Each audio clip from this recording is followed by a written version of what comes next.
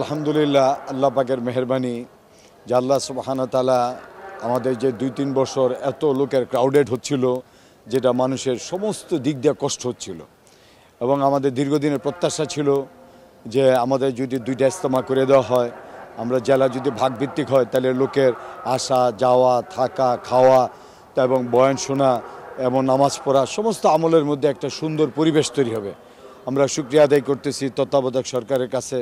যে তত্ত্বাবধায়ক সরকারের মানে দূরদৃষ্টিপূর্ণ দৃষ্টিভঙ্গির কারণে এবং মুসলমানের ইমান এবং আমলের তরক্কির কারণে এবং বিশ্ব থেকে যে সমস্ত মেহমানরা আসছে এবং বাংলাদেশে যে সমস্ত সম্মানিত মুসলমানরা আসছে বা মুসল্লিরা আসতেছে, তাদের সার্বিকভাবে যাতে সমস্ত দিক দিয়া পানি, বিদ্যুৎ, গ্যাস, তারপরে প্রশাসনিক ব্যবস্থাপনা এত সুন্দরভাবে তারা আমাদেরকে সহযোগিতা করতেছে এবং সমন্বয় সাধন করতেছে। কন্টিনিউয়াসভাবে তাদের সমস্ত রকমের যে ইউটিলিটি সাপোর্টগুলি আছে ওগুলিকে 24 আওয়ার্স আমাদের সাথে সার্বিকভাবে সহযোগিতা করার কারণে এইবার ইজতেমাটা আসলেই খুবই তাৎপর্যপূর্ণ এবং গাম্ভীর্যপূর্ণ এবং মানুষের আমলি যে ইজতেমা, যেটাকে আমরা বলে আসতেছি দীর্ঘদিন, যে মানুষ আমলের মধ্যে থাকবে, নামাজ, বয়ান, তারপরে আমাদের মুরব্বীদের দিক নির্দেশনা, এগুলির মধ্যে ঘোরাঘুরি কম করতেছে বলে আমার মনে হচ্ছে। বিরাট বড় সৌভাগ্যের ব্যাপার, সারা বিশ্বের মাঝে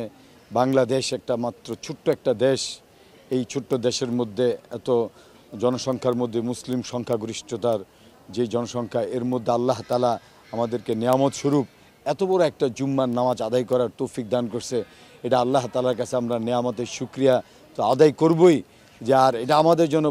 বহুত বড় একটা সৌভাগ্যের ব্যাপার এই জুম্মার নামাজে নিজেকে অংশগ্রহণ করা। আমরা জুম্মার নামাজে এইটাই আশা করি যে সারা পৃথিবীর মুসলমানকে আল্লাহ তাআলার হুকুম আর নবীর তরিকা চলার মতো তৌফিক দান করেন এবং সবার মধ্যে সমস্ত মুসলমানের মধ্যে যে হামদরদ তৈরি হয়ে যায়, মহব্বত যায়, এইটাই আমরা চাই আল্লাহ তাআলার কাছে। আলহামদুলিল্লাহ, আল্লাহ ভাইয়ের মেহেরবানি যে আল্লাহ তাআলা আমাদেরকে সবাইকে ইজতেমায় নিয়ে আসছেন এবং লক্ষ লক্ষ মানুষ এই জুমায় শরিক হবে। তো প্রার্থনার মধ্যে আমাদের সবার এটাই থাকবে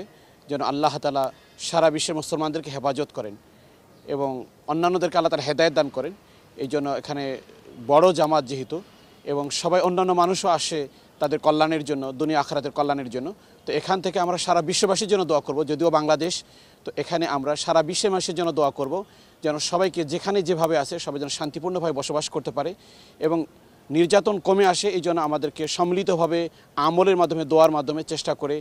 আল্লাহ তাআলার কাছে চাইতে হবে যাতে আল্লাহ তাআলা সমস্ত সুরাহা করে, এটা শান্তির ফয়সালা করে। এখান থেকে আমরা এই দোয়াই কামনা করব ইনশাআল্লাহ।